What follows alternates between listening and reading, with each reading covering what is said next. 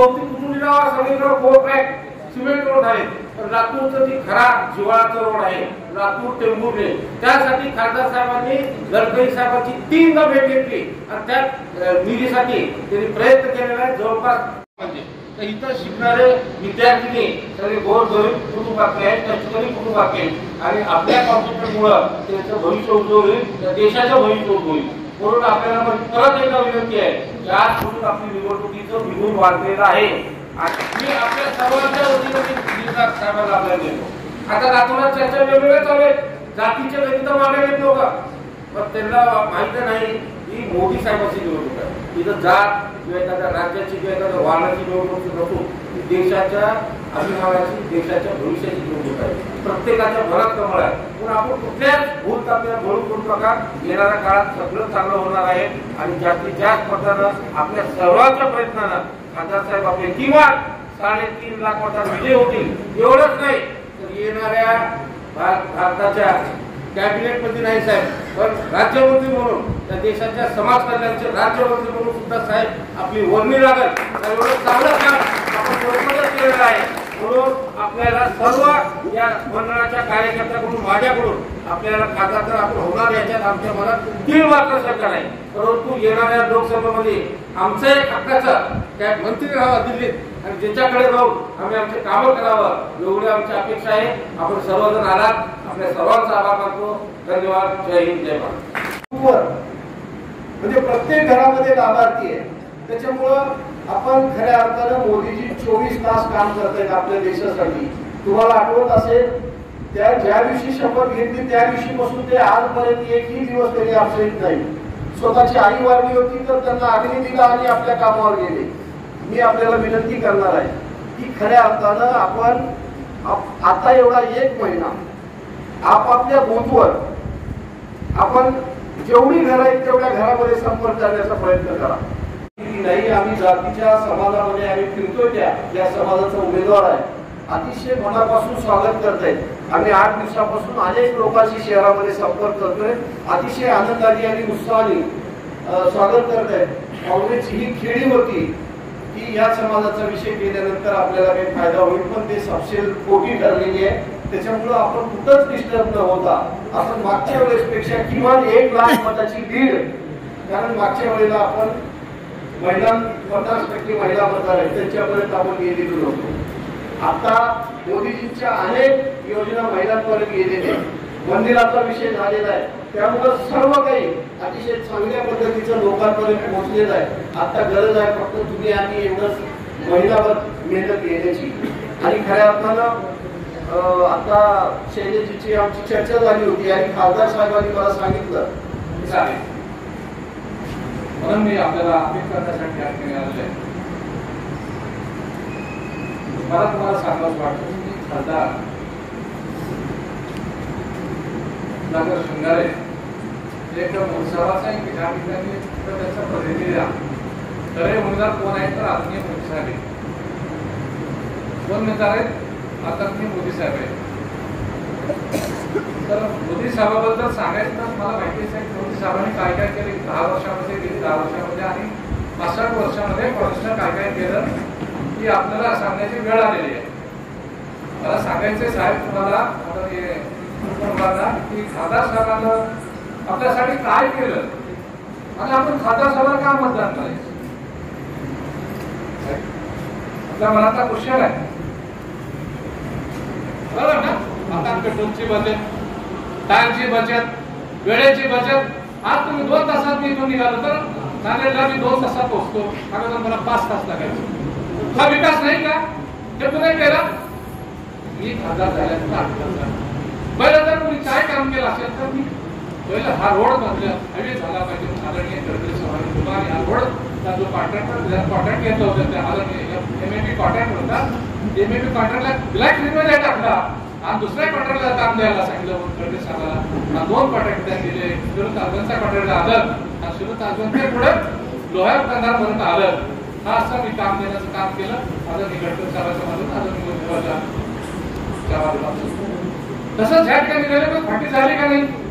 मी तो जिल्हा परिषद सदस्य होता शैलेश धावड साहेब, सांगावंच वाटतं मला. मी जिल्हा परिषद सदस्य होतो त्यावेळेस त्या भूमिपूजन झालं. त्या ठिकाणी काय झालं होतं, काय होतं का त्या ठिकाणी? आज 35,000 कोटीची रेल्वे फॅक्टरी झाली का नाही? झाली का नाही? कोणाकडे झालं? त्याच्या अगोदर 65 वर्षामध्ये काँग्रेसने काय आणलं होतं? या ठिकाणी स्टेट सेंटर जे होतं ना, आज या ठिकाणी चौथा बोगीचा कारखाना जर तुम्ही आणला असेल तर आदरणीय मोदी साहेबांच्या माध्यमातून या ठिकाणी आदरणीय फडणवीस साहेबांच्या माध्यमातून आपल्या लातूर शहराला बोगीचा कारखाना मिळाला का नाही?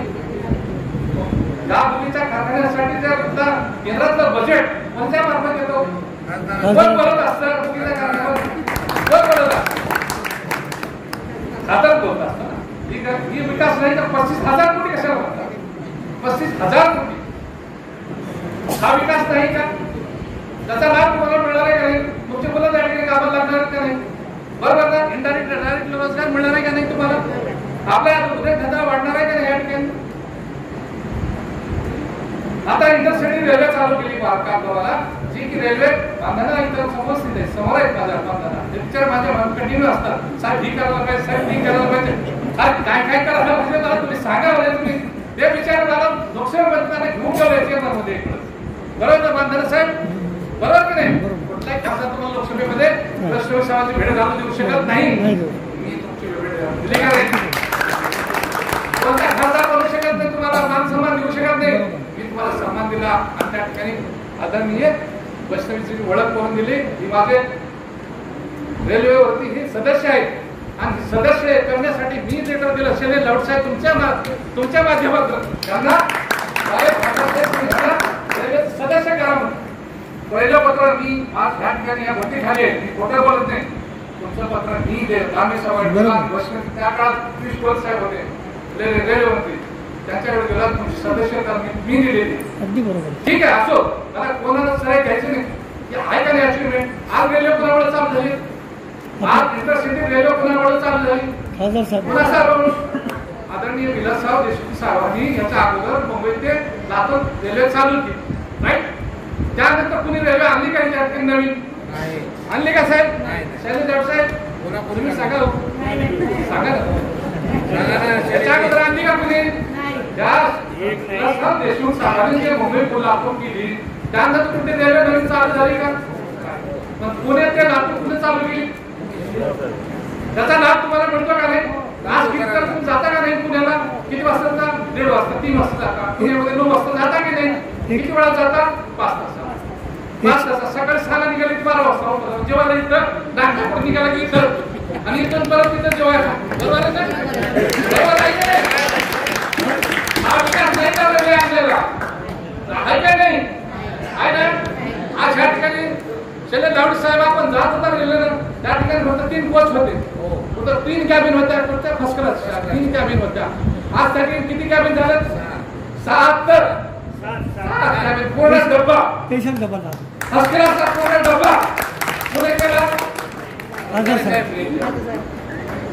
तेव्हा मला प्रत्येकाने आमदार समाजाचे खासदार साहेब तुम्ही सगळ्याला दिलं नसेल तर आम्ही कोणी जायचे? धनंजय मुंडे साहेब एक दिवस फोन आला, आदरणीय आपले गड साहेब त्या ठिकाणी चालले होते मुंबईला आणि तो माझ्या नावावरती चालले होते.